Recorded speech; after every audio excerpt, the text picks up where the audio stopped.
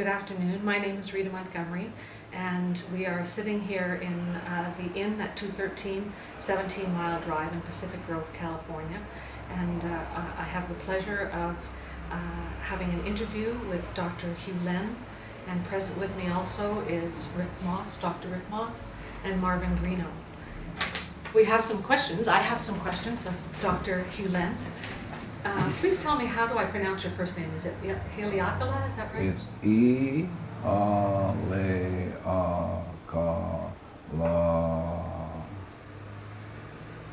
E-A-Le-A-K-A-La. Thank you. Yeah. I'm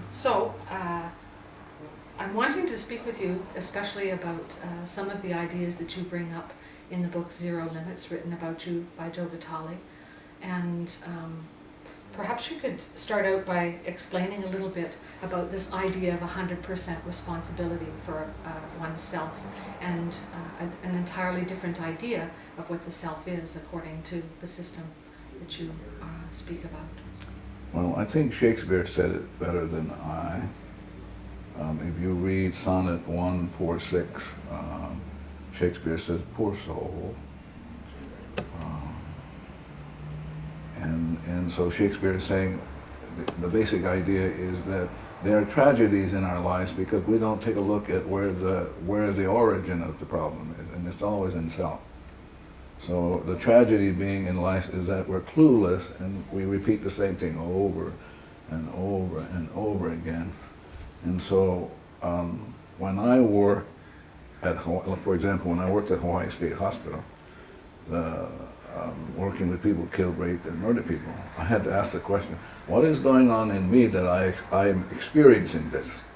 I'm experiencing a patient being violent, I'm experiencing staff going crazy, that sort of stuff. And so having to take 100% responsibility for that. What's going on in me that I'm creating this experience? And so I just do this cleaning, and the cleaning, the Ho'oponopono is about going into the self, and specifically into the subconscious, and where the data is, and since everything is run by information, so that the information in my subconscious is dictating to me what I'm seeing, what I'm experiencing. It's like in Shakespeare's Tempest, where Miranda says, "Oh, woe is me to see what I see." So Miranda has this insight that she's only seeing with data. And so it is with me, and so it is with all of you. And so I just work on the data in me that I experience as, quotes, the other person. So if I see you as being crazy and goofy, it's only my experience of you. If I erase that, you can't be that way. Not possible. And so that's what I mean to be 100% responsible. Being 100% responsible is taking responsibility for what is going on in you that you experience of whatever.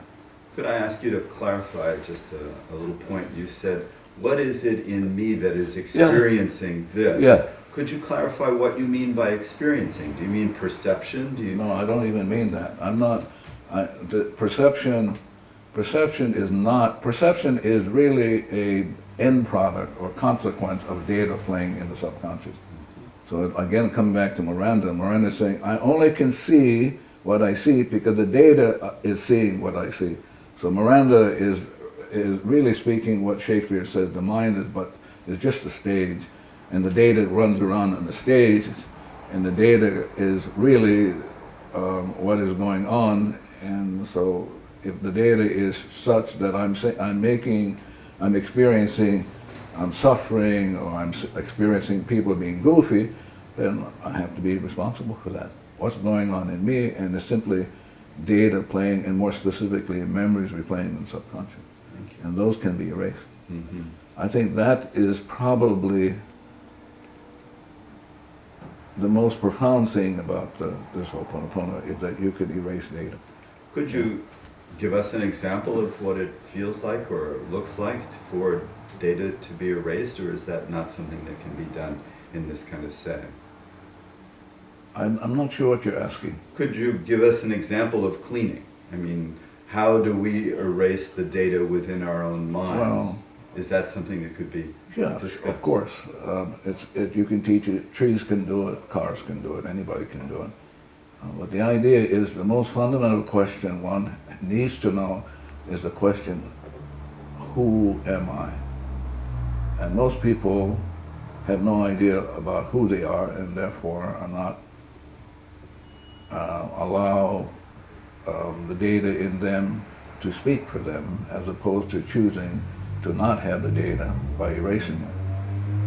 And so it's coming back to great sages like Jesus. Jesus said, love your enemies, and your only enemy is the memory plane that you experience as the judgment, anger, resentment, hate, annoyance. And so the Ho'oponopono is about falling in love with the data and saying to the anger, I love it, saying to the memory that replays the anger, I love you, thank you for showing up, and giving you one more chance to free you. And so the Ho'oponopono is just simply saying, I love you, thank you. When the data is erased, what is the self that remains? Is it a unique self that is God created? Is it individuated, or is it just pure self? So let me come back at you. So I would ask you, who's talking? Who's asking the question? Well, that would be the data, and Yeah. because the other Yeah. part of me would know the answer to that. Yeah, but I'm saying since the data is talking, you can erase the data. So I'm saying to people, no matter if you have questions, you'll never be able to get at what is going on because the data is running you. And the idea is to get to see, we historically have come from this notion that you can decode things. So the Greeks come along and Greeks said, well, let's examine, let's analyze. But the Ho'oponopono is not about examining or analyzing. Ho'oponopono is about letting go of the data. So when the data is erased, you are what Buddha called in the space of void, or what Shakespeare calls you're in a state of blank. And it is when you are in that state of emptiness, void, and blank, then this inspiration comes through. What quantum physics called the phantom force of nothing. So it's a state of nothingness? I'm sorry? I'm sorry, it's a state of nothingness that you're But describing? you have to really be careful because one has to be as precise as possible. No thought? No, words? not no thought, no data plane. So what does that mean to have no data free? That means you're free. You're absolutely free when no data plays. And it's only at freedom, or I'll use another word, clarity. Clarity is defined as no data playing. No data meaning no memory replaying in the subconscious that one experiences. So let's say you get the mind back to zero. It's what Jesus called the stone or the foundation. And only on that foundation then can you build something. And then out of that foundation comes the inspiration. And so you are moved by perfect information as opposed to being using dead information, because most of the time we're dead. Because we without realizing, we're stuck in old data and we're dead. And the Ho'oponopono is about releasing the death and the debt. So we basically have a mortgage on our souls, and we don't even know that. And we because we're not conscious of it or not even aware of it, we're stuck in it, and we're just going to suffer. And it doesn't have to be so. That you can erase the data back to zero, and at zero, out of nothing comes this phantom force of inspiration. New data, brand new.